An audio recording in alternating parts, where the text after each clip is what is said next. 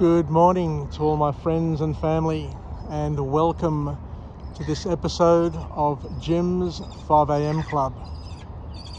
It's early morning, it's Thursday, and I am down here at the end of the overseas passenger terminal, and it's going to be a cracker, a most magnificent start to the day. It's an awesome Sydney summer's morning, and you can see the sun just starting to bring in its first light with that orange tinge on the horizon, and it's just absolutely glorious. It's balmy, there's no wind at all, and it is as flat as anything. I can see over here that we've got Fat Boy in town. He's got his yacht here, the $40 million yacht, with the United Australia Party banner on the side, and we'll see where that leads us. But the bottom line is that fear, uncertainty and doubt shouldn't be a platform to build a political party on. I guess you can probably understand that I'm not a fan of Clive Palmer, given that he's made his wealth basically just taking royalties from coal, from iron ore, from minerals that have been extracted from our common wealth. But that's a story for another day. What I'd like to do today is go through another book summary, as we normally do on Jim's 5 a.m. Club. And today I've got an interesting one. It's a little bit different to the book summaries that we normally go through. Just need to find it actually, so bear with me. But I guess you can agree with me that this view is second to none. And I just can't believe that I'm the only person here enjoying it and making the most of it. But as I say, the early bird gets the worm, and today it's my turn to enjoy the worm, but it's also your turn to vicariously enjoy what I'm seeing and what I'm experiencing at this point in time, which I guess leads us into the discussion, into the book summary that we're going to go through today. And the book summary is entitled AI 2041 by Kai-Fu Lee. So it's a book on artificial intelligence. So it's one of those things, one of those concepts, one of those technologies that not too many people are aware of, not too many people are comfortable of. And this author takes us on a journey, takes us on a voyage to be able to appreciate it a little bit better, and open our eyes to what the opportunities are, and also alert us to what some of the dangers and what some of the challenges may be. So artificial intelligence is basically allowing machines, allowing computers, allowing technology to have their own level of intelligence, to be able to do repetitive tasks without being told, but just responding to the stimulus and coming up with an outcome which has been programmed into them, but also allows them to build their own intelligence along the way. So we're at early days of artificial intelligence, but it's rapidly being deployed and being made use of. So much so that I think 3 or 4 years ago, when I was working in a top-tier law firm, the word was that artificial intelligence was going to change and dramatically change the work of lawyers, given that a lot of work is done using document review, a lot of work is based on precedent, things that have happened before.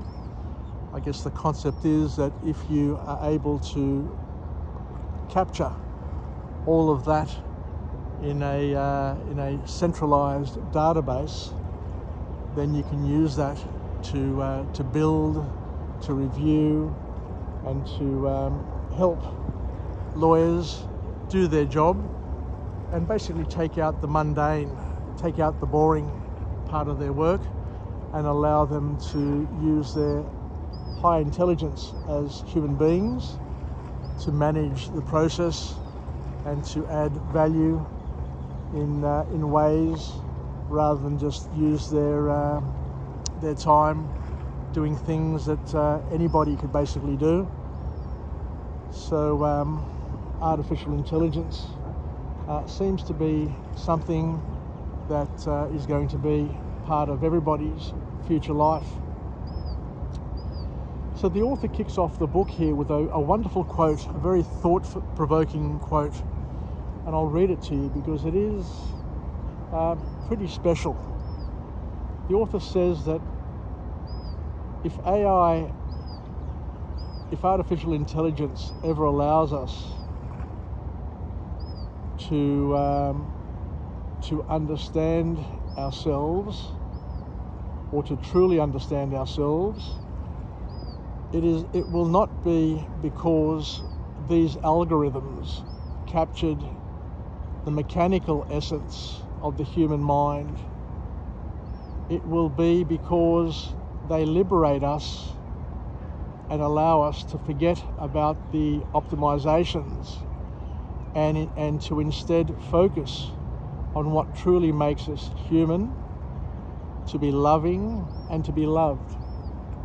So what the author here is saying to us and reminding us is that artificial intelligence in the right hands can be used to free us up to be able to express our humanity even better by taking away the distractions, taking away the mundane aspects of our human lives, and allowing us to do things at a higher level, at the next level, where we can add value and significantly change outcomes and leverage our time and make us more productive to live a better life.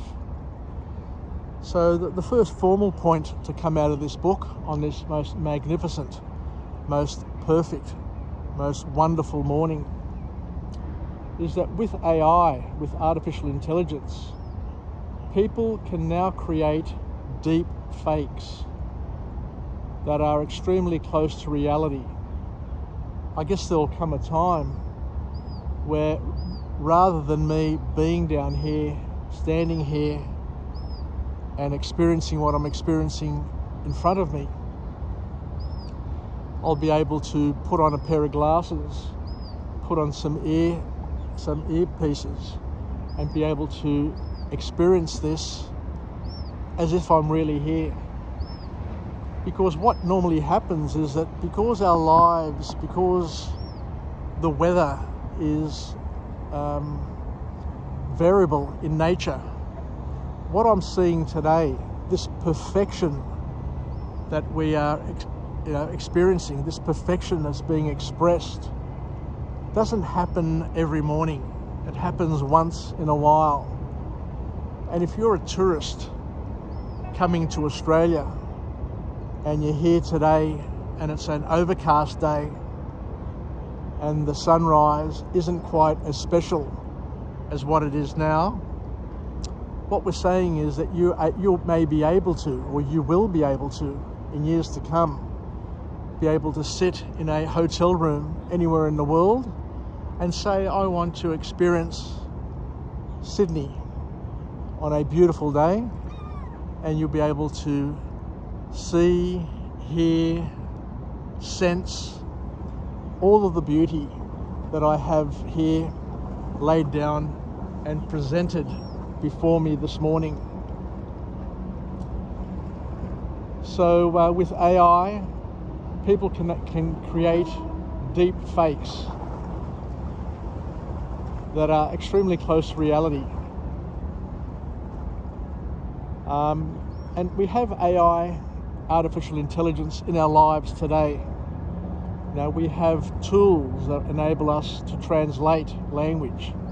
We've got Google Translate, so I can see a song in Greek, for example, and take those lyrics and put them into Google Translate, and it can translate it from Greek to English, given that my Greek isn't fantastic, but I'm able to at least understand the nuance, understand what the song says.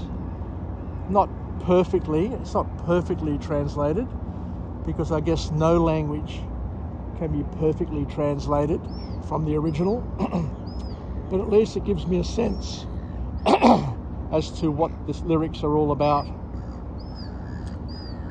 There are other areas in which artificial intelligence are taking hold in hospital systems, where hospital AI can centralise data to help spot and treat diseases using common patterns.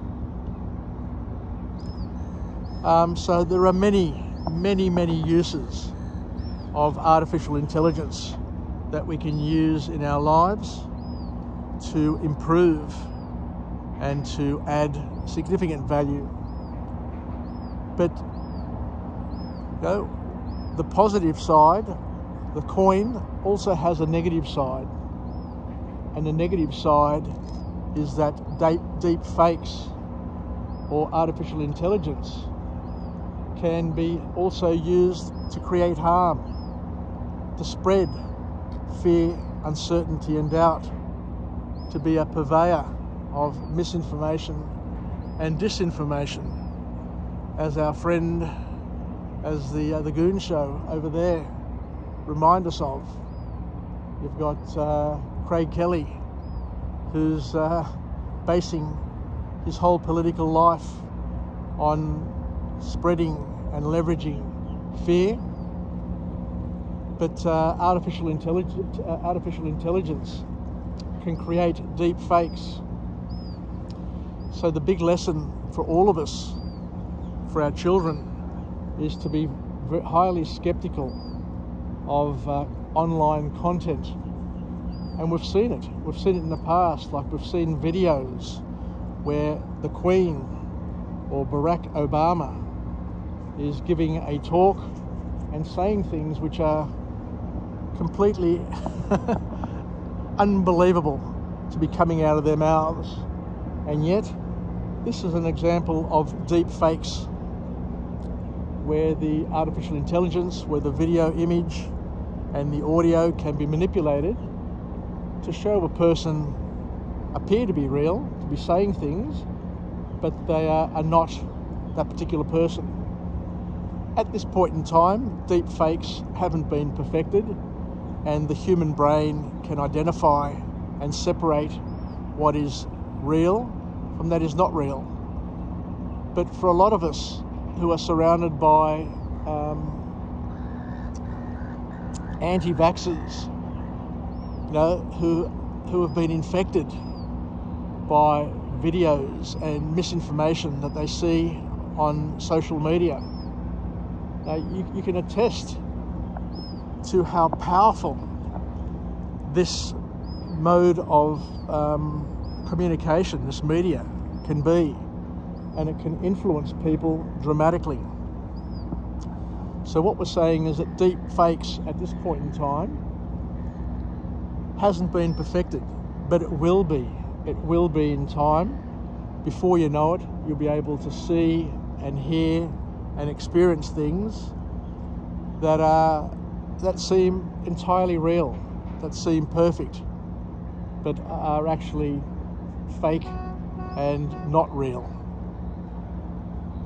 The next point to come out of this book is where the author talks about the fact that artificial intelligence has the potential to help people learn better and easier.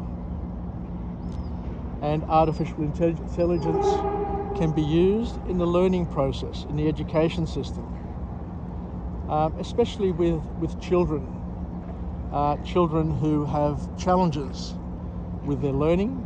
Not everybody thrives in the education system the way it is, because each child has a different, a different learning style, and we need to adapt teaching styles to a child's learning style. So once you understand the particular learning style that a child has, then the material can be tailored to their needs. So what we're saying here is the artificial intelligence can be leveraged in the learning process to help children become more communicative and engaged to the world. Sometimes we have problem students, but what the author here is suggesting is that there can be a time where this technology can be used, where a child can put on a pair of glasses, and instead of having a teacher, a person, a real person, engaging with them and communicating with them face to face, what we may be able to do is have a comical character, have somebody who the child relates to, a parent, a comic character, actually talking to them and sharing with them the lesson, the school lesson, as opposed to having a teacher doing it, to have a third party doing it, and it coming across real, but allowing the child to engage with it and feel comfortable and putting down their defense barriers. Because these comical characters or these people, these deep fakes, can be their best friends and encourage them more to be more social and to allow them to speak their mind, much so to enable them to come out of their shell. And once they come out of their shell, once they start engaging, to then tide them over, to transition them to real communication with real people. But there needs to be a stepping stone for some people, and artificial intelligence could actually provide that stepping stone. The author also says that artificial intelligence can be used within the classroom to be a teacher's aid, to help them grade papers, to help them identify and understand where a child is up to in their learning process. Some children are fast learners, other children are slower learners.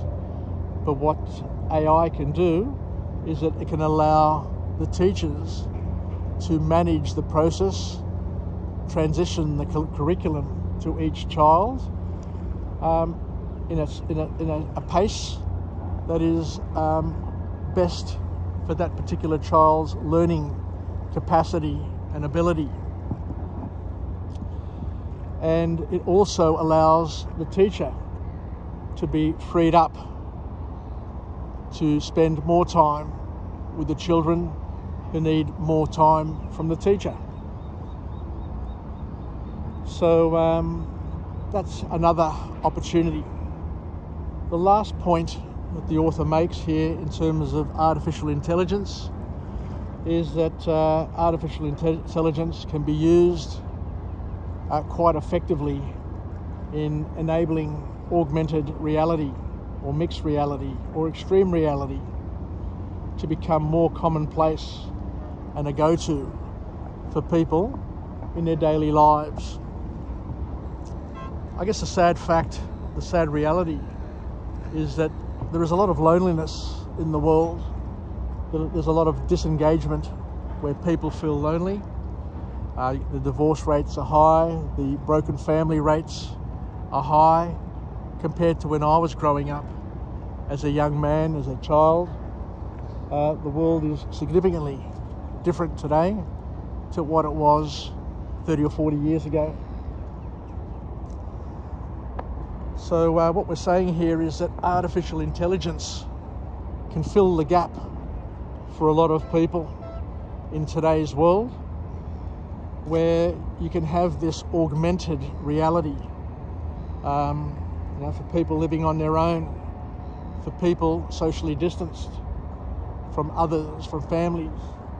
They can use this technology to become one again with their community. Now, on the one hand, we've got video conferencing and we've got Zoom meetings and all of those things, but artificial intelligence, augmented reality can take it to the next level, because with augmented reality we can use things like glasses, spectacles, which are specific and mechanized to give us an out of ordinary experience, to give us extra reality, by taking actual fictional characters out of movies to enable people to interact with artificial means. Whilst it sounds odd, while it sounds, I guess, uncomfortable, there are people who are bedbound, there are people who are in hospitals, there are people who have social issues that need an outing, that need something in their lives to add to their experience. And while it sounds sad, for some people this could make their lives a lot better. So it's something that we shouldn't really turn our backs on, and it's something that we all may at some point in time need more of in our lives. As sad as it sounds, as odd as it sounds, there will be some good things that come out of it, and of course there will be some negative things that may come out of it as well by the same light. But it's all about creating custom experiences. For example, I could be on that ferry now. I could be having an augmented reality by being on that ferry, going past the Opera House on this most beautiful summer's morning, heading across to the Harbour Bridge and to Luna Park on this magnificent morning. Another thing that we could do with this augmented reality is to experience hang gliding or parachuting for those who are too scared or can't really afford the real experience. Wouldn't it be great to be able just to put on some glasses and stand on a particular platform with a particular fan or some sort of thing to give you the full experience in a controlled, safe environment? Because it's not always windy, it's not always a blue sky, it's not always a beautiful day. But with this augmented reality, with artificial intelligence, you can make life perfect. As they say, God could have made everything the same. He could have made every tree the same. He could have made every person the same. He could have made every building the same. But he chose, for our benefit, to make everything different. And maybe some will argue that artificial intelligence, augmented reality, is an extension of this plan for each and every one of us, to give our lives, or give each person an opportunity to experience creation in a way that suits them better, suits their means better.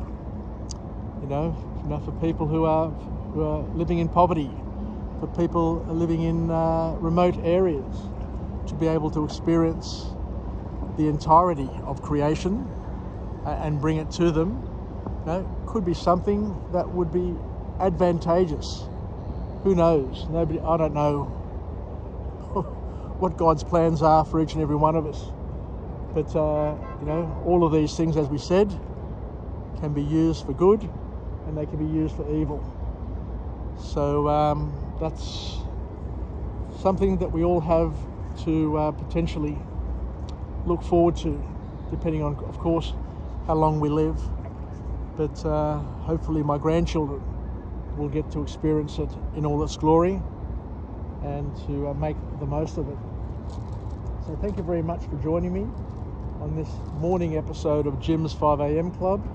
I'll start heading back to the train to head off to work.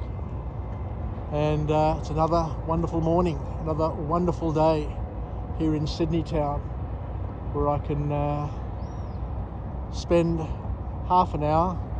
I wake up half an hour earlier, come down to the city and make the most of the first hour, the first half hour, the most beautiful half hour of the day. Wishing everybody a fantastic Thursday and a wonderful rest of the day, and a nice prep for the weekend. Take care everybody, yasas, and bye for now.